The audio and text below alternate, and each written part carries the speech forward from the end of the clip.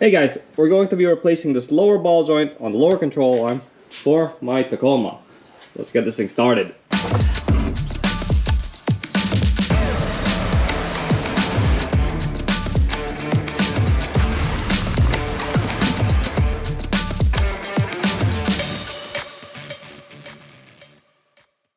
This is the lower control arm, already completely removed from the truck. I've already made a video on how to remove and replace the lower control arm, so I'll reference that below. So all we're going to do today is press out this old ball joint and then press in a new one. So I flipped it upside down, and then best thing to do next would be to just remove all this surface dirt and crud so that we have a clear working surface. This has a C-clip that retains that ball joint, and this is one of those C-clips, snap rings, whatever you want to call them, that you require a specialty tool, and I'll show you how to remove it without any specialty tool. Here I got 2 pin punches. I'll just orient this so it's oriented towards me. Break that loose real quick.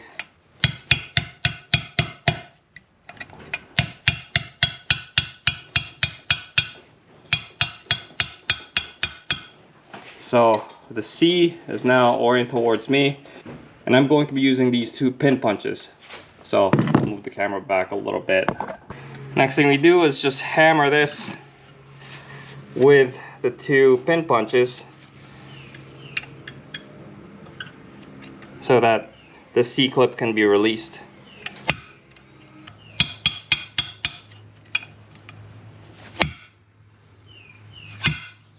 There we go. Yeah, make sure you're wearing the safety goggles. You don't want this thing flinging and hitting you in the face. So that's it for the C-clip. And now I'll take a brush again, brush off all that dirt underneath the C-clip.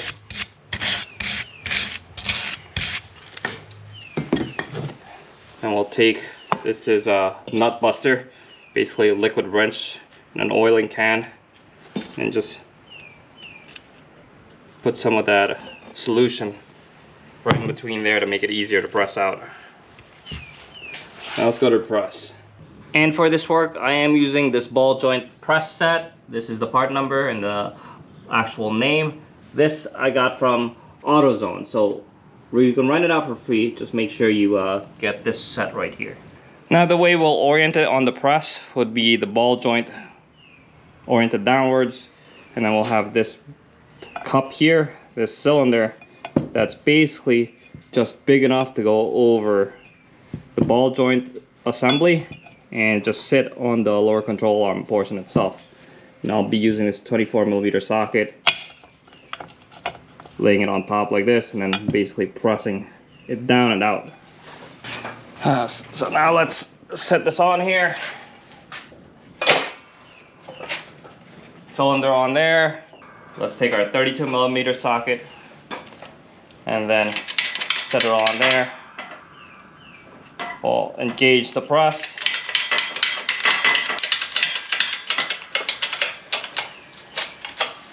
So just make sure everything is centered. The socket is centered on the ball joint. And then now we'll get to the pressing. I'm going to tighten this. And I do have this press kit if you want to organize your press a little bit better, so it's easier to use. And then I'll take the lever and then just essentially start working the press. This thing will make a huge pop and bang, so just be mindful of that. There you go.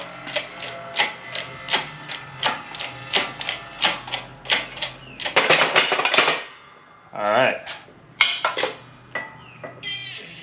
that's all disengaged. Cup and socket didn't go flying, and that is your lower ball joint completely removed.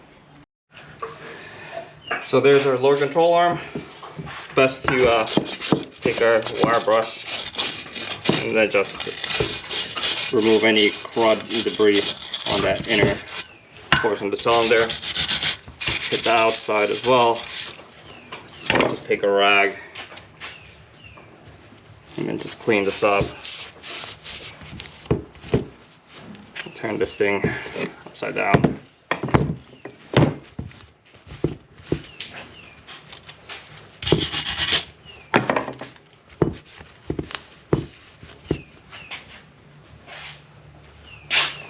Here's the new lower ball joint and here's the old one. I'll link these down in the description below, but essentially you definitely want to orient this properly where the stud is facing downwards. Like that's the bottom of the lower control arm. Stud is facing downwards. And before we do that, we can take some wheel bearing grease. Just put some grease on the inside here. That aids with assembly as well as corrosion prevention, so it's just good practice. And same thing on the lower ball joint itself. Just put some grease right on that mating surface. Now in terms of pressing it in, we're using this cylinder that's basically bigger than the diameter of the head of this ball joint. Goes right in. Then we have this other cylinder that goes on top, and you have the stud protruding out, so we have this other little piece. I'll be sitting on top. We press on this and this whole thing will come down, and basically you'd want to press it so that this lower surface here is flushed up with this upper surface. So let's get to that now. Alrighty.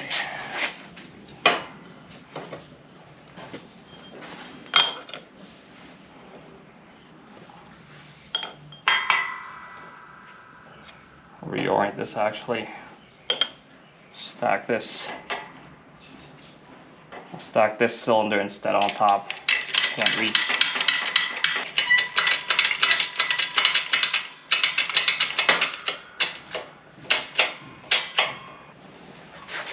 Alright, this thing will probably pop and bang too as it's coming down.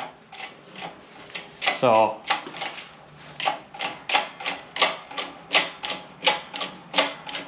just press it down until it's completely flush.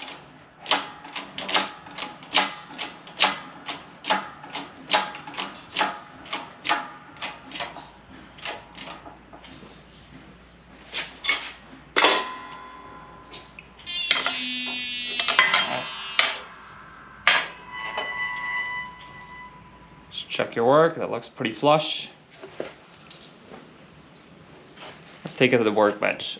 Another way to double check that your work is pressed down enough is you take your new C-clip and then just run it through that ridge. So you can see I can run it down without interference. So this definitely has been pressed down all the way.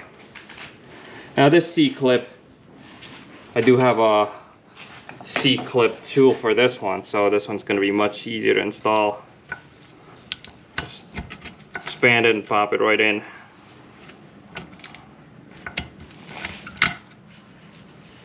And then just make sure it's sitting flush. Take my pin punch and just work it back and forth to see, make sure that it's set properly there. And it looks like it did, so that's good to go. Now we could pop out this cover and we can install our new grease fitting. But we'll actually have to modify this because this grease fitting, it's angled and this will be sitting too tall for the gap between the lower control arm and that steering knuckle. This is actually two pieces, so we'll have to remove this upper piece and this angled fitting here. I don't have a bench vise at the moment, so what I'll do is take my vice grip and then just clamp down on right onto the grease fitting like that, and then just take 10mm wrench and then just undo this lower portion, this angled fitting here. It comes off just like that.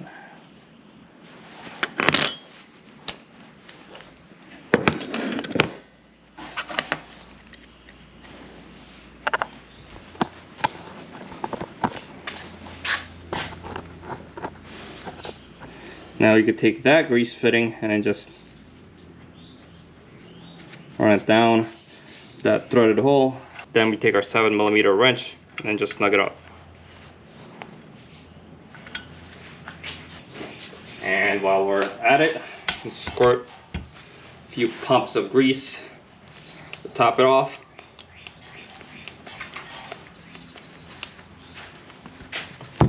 And that ball joint is done.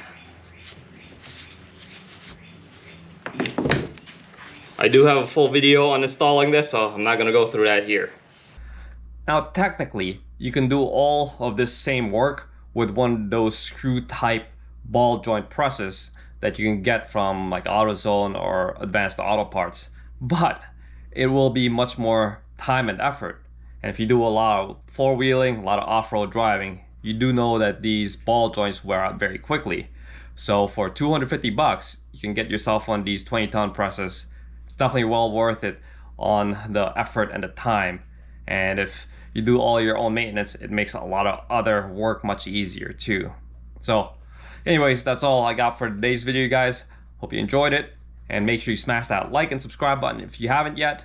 And until next time, peace out, everybody.